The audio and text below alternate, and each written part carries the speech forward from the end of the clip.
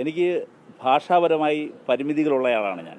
ഞാൻ ഭാഷാപരമായി മെച്ചപ്പെടുത്തേണ്ട ആളാണ്. അത് ഞാൻ തിരിച്ചറിയുന്ന ആളാണ്.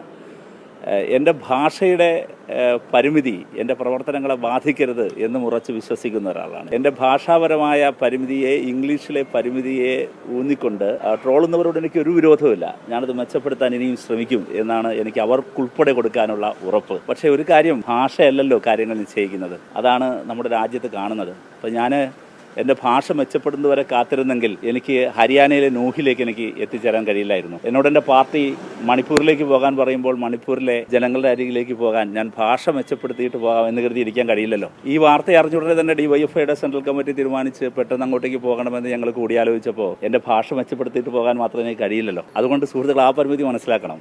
ഞാൻ ചെന്നപ്പോൾ ഭാഷ അറിഞ്ഞുണ്ടെങ്കിലും അവരുടെ വിഷമത്തിൻ്റെയും സങ്കടത്തിൻ്റെയും ഭാഷ മനസ്സിലാക്കാൻ എനിക്ക് പ്രയാസം ഉണ്ടായിരുന്നില്ല. എൻ്റെ ഭാഷ മനസ്സിലാക്കാൻ അവർക്കും പ്രയാസം ഉണ്ടായിരുന്നില്ല. ഇംഗ്ലീഷൊന്നും അറിയാത്ത മനുഷ്യരാണ് അവർ. കന്നഡയിലോ ഇല്ലെങ്കിൽ വളരെ അവരുടെ റീജിയണൽ ലാംഗ്വേജ്, പ്രാദേശിക ഭാഷയിലൊക്കെ സംസാരിക്കുന്ന എല്ലാ മനുഷ്യരുടെ മുമ്പിൽ അവർ ചിലരോട് പറഞ്ഞു, ആദ്യമായിട്ടാണ് അവർ ഒരു MP അടുത്ത് കാണുന്നതെന്ന് പറഞ്ഞു. അപ്പോൾ ഇന്ത്യയിൽ ജീവിക്കുന്ന ഒരുപടി മനുഷ്യർ, ചേരികളിൽ കിടക്കുന്നവർ, ഖവാലികൾ, പാട്ടുപാടി ജീവിക്കുന്നവർ. ചിലരോട് ഞാൻ ചോദിച്ചു, എന്താ നിങ്ങളുടെ ജോലി എന്ന് ചോദിച്ചപ്പോൾ ചില അമ്മമാർ പറഞ്ഞു, ഭിക്ഷ എടുക്കലാണ് ജോലി എന്ന് പറഞ്ഞു. അപ്പോൾ അങ്ങനെ ഭിക്ഷ എടുത്തൊക്കെ അവർ ഉണ്ടാക്കിയെടുത്ത, എത്ര നാളുകൊണ്ടായിരിക്കും ഭിക്ഷ എടുത്ത ഒരാൾ അതുപോലൊരു ചെറിയ വീട് പണിയുക? ആ വീടാണ് എന്നെ ട്രോളുന്നവരുടെ സർക്കാർ പോയിട്ട് ഇടിച്ചു നിരത്തിയത്. എനിക്കൊരു കാര്യം കൂടി ഓർമ്മപ്പെടുത്താനുള്ളത്, അത് അങ്ങനെ അങ്ങോട്ട് എക്സ്പോസ് ചെയ്യപ്പെട്ടിട്ടില്ല എന്ന് എനിക്ക് തോന്നുന്നു. അതുകൂടി അത് ചർച്ച ചെയ്യപ്പെടണം. ഇതിൻ്റെ ലാൻഡിൻ്റെ വാല്യൂ എത്രയായിരിക്കും നിങ്ങൾക്ക് അറിയാമോ?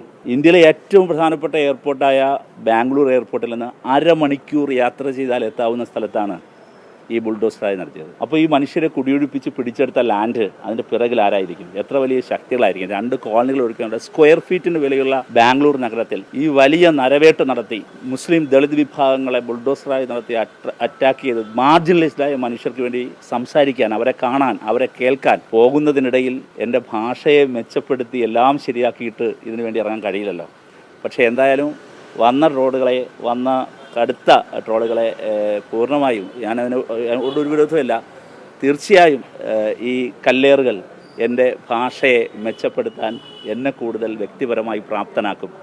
അത് എന്നെ കൂടുതൽ നവീകരിക്കാനും കൂടുതൽ അപ്ഡേറ്റ് ചെയ്യാനും പ്രാപ്തനാക്കും. അതിന് അവരോടും എനിക്ക് നന്ദിയുണ്ട്.